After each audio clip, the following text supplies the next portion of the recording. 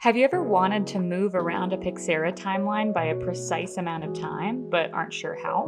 We can actually build that functionality using keyboard shortcuts. If you're a Pixera user, you might already know how to move around the timeline by pressing Alt and the arrow keys. That default shortcut will take you to stored keyframes, cue flags, and the beginning or end of a clip.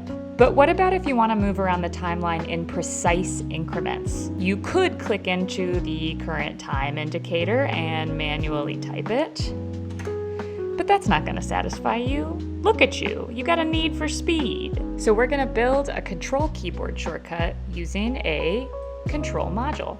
Step 1, get the module. So this module is actually already made. You just need to head over to StrangeWire.1/downloads, link is in bio, and it will take you to our GitHub. On the right side of the screen, under releases, click custom hotkeys module, and then download customhotkeys.zip.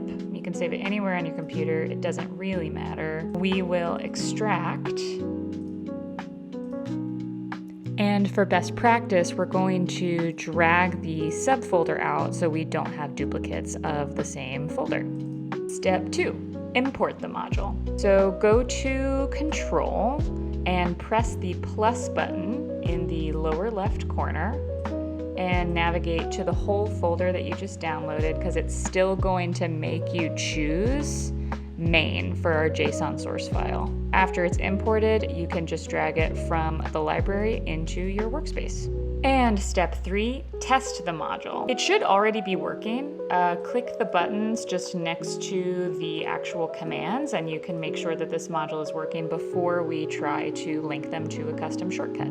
Step 4, make the actual keyboard shortcuts. So go to Settings and then the Control tab and Edit Keyboard Shortcuts. Type in the name of the module, name of the command, and you don't need to add the same parentheses that you see here on the actual command module. That will break it and make them not work. And then on the left-hand side, you add your key combos. I like using Alt because my brain is already conditioned to move around the timeline using Alt, but you can do most key combos as long as they aren't already assigned to a default shortcut within Pixera. And final step, just make sure that your keyboard shortcuts are activated and you should be good to go. Now you can move around the timeline in 1-second increments, and it will just work with whatever timeline you have selected and are working on.